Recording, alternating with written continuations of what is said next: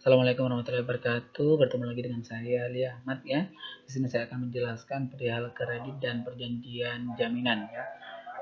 Mata kuliahnya adalah hukum ekonomi, yaitu ada tahu tentang kredit itu apa ya. Untuk kredit itu adalah pinjaman atau pinjaman antara dua belah pihak atau perusahaan ya, seperti itulah perihal untuk kredit itu. Di sini dijelaskan dengan Undang-Undang Nomor 10 Tahun 1998, kredit adalah penyediaan uang atau tagihan yang dapat dipersamakan dengan itu berdasarkan persetujuan atau kesepakatan perjanjian antara bank dan pihak lain ya. Jenis-jenis kredit itu ada banyak. Yang pertama menurut tujuan itu ada dua, menurut dana yang diberikan ada dua, menurut jumlah kredit ada dua, menurut penggunaannya ada dua. Sedangkan jenis menurut cara penarikannya juga ada dua, menurut jangka waktunya juga ada dua, menurut agunan atau jaminannya itu ada tiga. Dasar-dasar pemberian kredit ya, Undang-Undang Nomor 10 Tahun 1998. Silakan Anda baca untuk pasal 8 ayat 1 sama pasal 8 ayat 2 ya.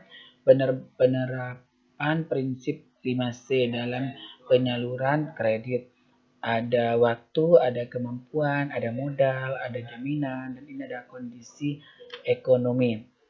Perjanjian kredit ya, yang di sini ada bagian ya, dijelaskan bahwa perjanjian yang isinya adalah perihal peminjaman uang disertai penyerahan hak kekayaan debitur sebagai jaminan. Di sini adalah sesuai dengan sifatnya, yaitu bersifat pokok atau perjanjian dasar obligator. Setelah itu adalah bentuk perjanjian baku staf kontrol.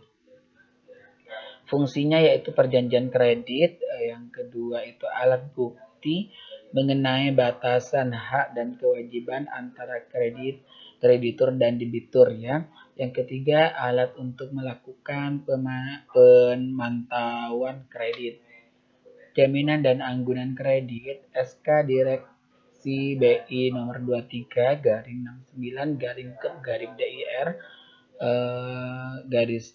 miring atau tanggal 28 bulan 2 1991. Jaminan suatu keyakinan kredit bank atas kesanggupan debitur untuk melunasi kredit sesuai dengan yang diperjanjikan.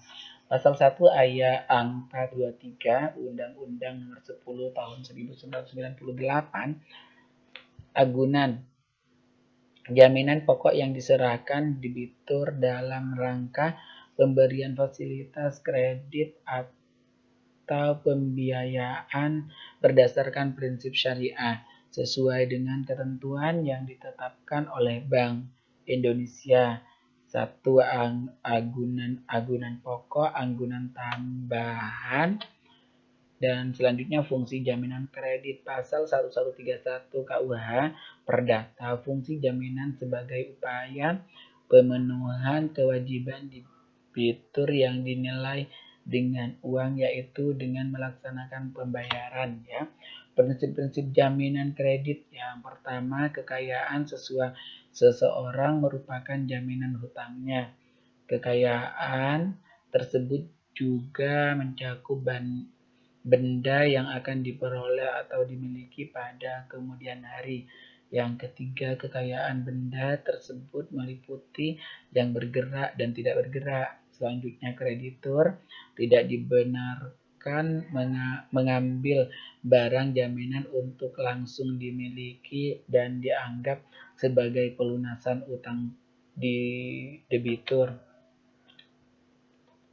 Untuk pengikat jaminan ya, jaminan kredit ada kekayaan debitur.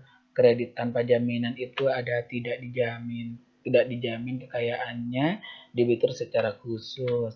Selanjutnya macam-macam jaminan kredit. Jaminan kebendaan merupakan suatu tindakan pinjaman yang dilakukan oleh kreditur terhadap suatu penjaminan yang dilakukan kreditur terhadap krediturnya. Yang satu gadai, kedua hak tanggung jawab, hipotes, fiduasi. Baik, hanya itu yang bisa saya sampaikan ya. Terima kasih. Wassalamualaikum warahmatullahi wabarakatuh.